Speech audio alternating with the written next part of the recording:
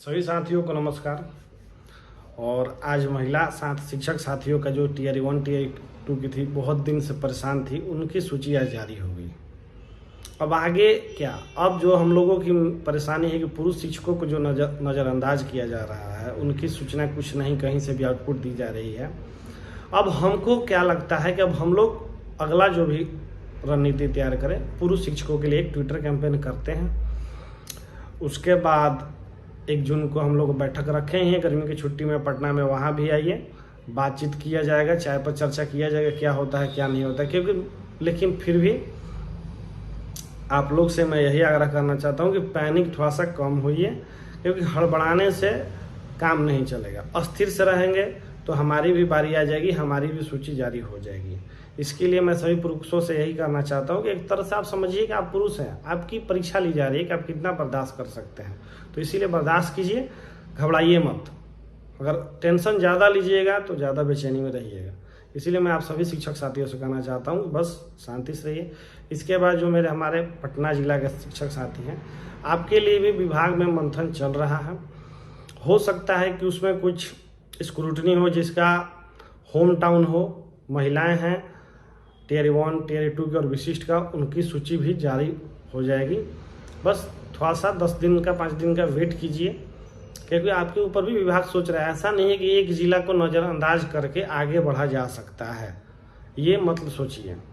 सूचनाएं अगर विभाग अगर ये जानती है कि हम ट्रांसफ़र के लिए अभ्यावेदन मांगे हैं, तो हर जिलों में कुछ लोग सीट के लिए अप्लाई करेंगे, तो उसका ये सोचा होगा। भले आज उसको लगता है कि अत्यधिक आवेदन आ गए हैं, लेकिन अत्यधिक आवेदन को कैसे कम किया जाता है ये विभाग जानती है, और उसी के ऊपर निर्णय बहुत जल्द आप लोगों को देखने को मिल सकता है।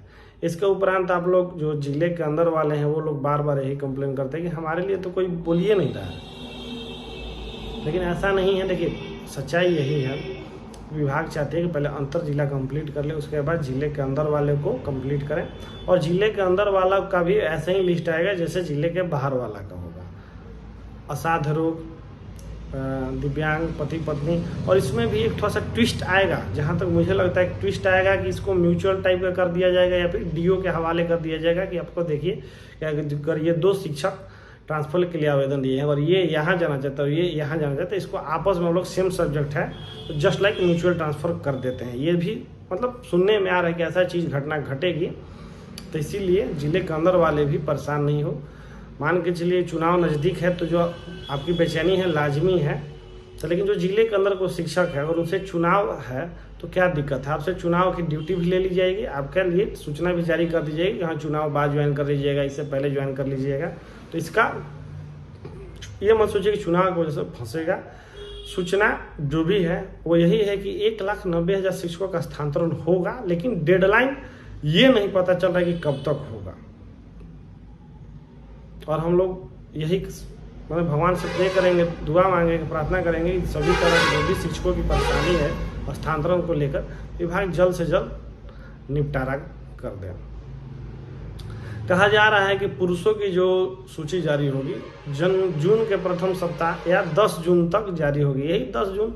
लेकिन अब डेडलाइन बोलने खुद से खराब लगता है। अगर हम लोग उस डेडलाइन में तारीख दे देते हैं और उस तारीख को कुछ नहीं होता है, तो फिर आप लोग इतने पैनिक हो जाते हैं कि मतलब उल्टा सीधा कमेंट हम ही लोग पे करना चाहते हैं। तो भाई मेरे, एक बार आप लोग को खुद सोचना चाहिए कि हम लोग प्रयास ही करते हैं। प्रयास करने से जरूरी नहीं कि हर बार ये सफलता ही मिलती है।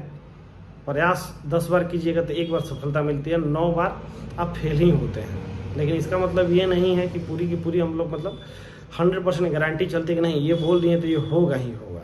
क्योंकि यहाँ तो आप देखते हैं कि बड़े बड़े साहेब लोग, बड़े बड़े महामहिम लोग, बड़े बड़े लोग की जब बातें सफल नहीं हो पाती हैं, वो पूरा नहीं हो पाती, तो फिर हम लोग तो तुच्छ आम नागरिक हैं, आम इंसान हैं, आम सरकारी शिक्षक हैं। तो इस वजह से आपको समझना पड़ेगा कि जैसे हैं आप वैसे हूँ मैं, और बस मुझे आपका साथ चाहिए होता है। ट्विटर अभियान होता है, मेल वाला अभियान होता है, मैसेज वाला अभियान होता है, कॉल वाला अभियान होता है। तो उसमें क्या होता है कि आपका साथ चाहिए होता है कि आप हमारा साथ दें, तब जाके हमारी कोई रणनीति सफल होती है। अन्यथा अकेले चना बाहर थोड़ी ना फाड़ता है भाई।